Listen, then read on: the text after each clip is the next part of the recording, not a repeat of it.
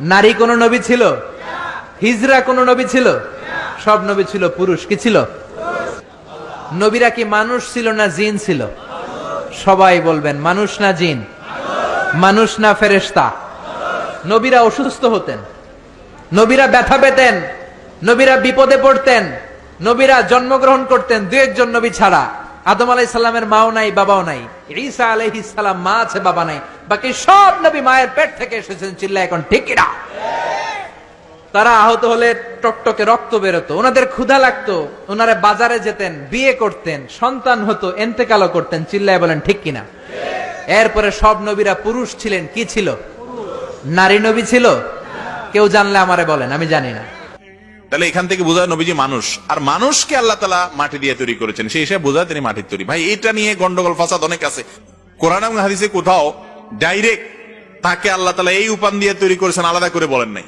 তবে সূরা কাফের শেষ আয়াতে আল্লাহ তাআলা বলেছেন, কুল হে রাসূল আপনি বলে দেন, ইন্নামা আনা বাশারুম মিসলুকুম, আমি তোমাদের মতো মানুষ, তবে পার্থক্য হলো ইন্নামা ইউহা ইলাইয়া, আমার কাছে ওহী আসে, আমি নবী তোমরাও নবী না। তাহলে এখান থেকে বোঝায় নবীজি মানুষ, আর মানুষকে আল্লাহ তাআলা মাটি দিয়ে তৈরি করেছেন, সেই হিসেবে বোঝায় তিনি মাটির তৈরি। ভাই এটা নিয়ে গন্ডগোল ফাসাদ অনেক আছে। এই মৌলবী বলেছে সূরা কাহাফের 110 নম্বর আয়াত দিয়ে সে বলেছে নবী করিম সাল্লাল্লাহু আলাইহি ওয়াসাল্লাম নাকি আমাদের মতোই মাটির মানুষ। দয়া করে আপনি সঠিক জবাব দিয়ে আমার নবী সাল্লাল্লাহু আলাইহি ওয়াসাল্লামের নূরটা প্রমাণ করে দিন। আচ্ছা দেখুন, এই বক্তা সূরা কাহাফের যে 110 নম্বর আয়াতটা বলেছে, ও জীবনে আয়াতের তাফসীর পড়ছে কিনা আল্লাহ জানে। আল্লাহ কি বলছেন?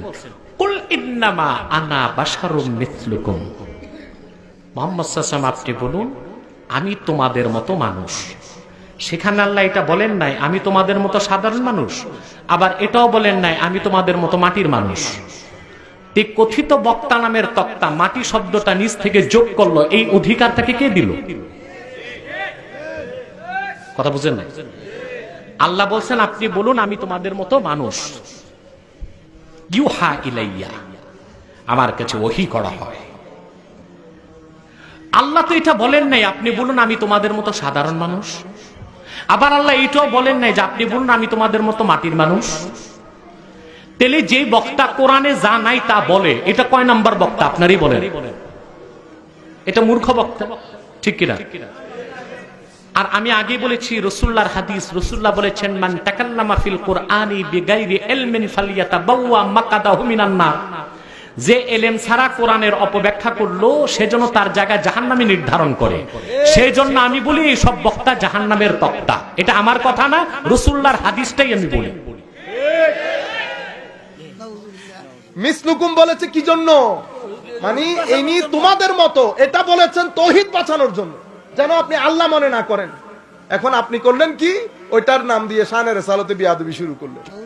এজন্য আমার নবী বলছে খবরদার, ইন্নী লাস্তু মিসলাকুম। মাওলা ইয়া রাসূলুল্লাহ, কোরআন বলতেছে মিসলুকুম, আপনি বলতেছেন ইন্নী লাস্তু মিসলাকুম। আবার বলতেছেন ইন্নী লাস্তু কাহাইয়াতিকুম আইয়ুকুম মিসলি। তো কোরআন বলতেছে মিসলুকুম, নবী বলতেছে আমি তোমাদের মতো না।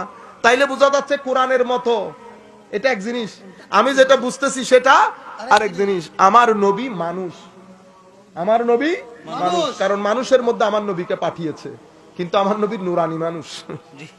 আমার নবী নুরানি মানুষ, আমার নবী নূর থেকে দেয়, মানুষ নূর থেকে নেয়, বাশারকে দেয়, বাশারকে দেয়। এই জন্য আমার জমির ভিতরে যদি নূর না থাকে নিতে পারবে না, বাশারিয়ত না থাকলে দিতে পারবে না। এই জন্য আমার নবীর ভিতরে নূরও রেখেছে, বাশারও রেখেছে। বুঝতে পেরেছেন? তো হাবিব আপনি কে?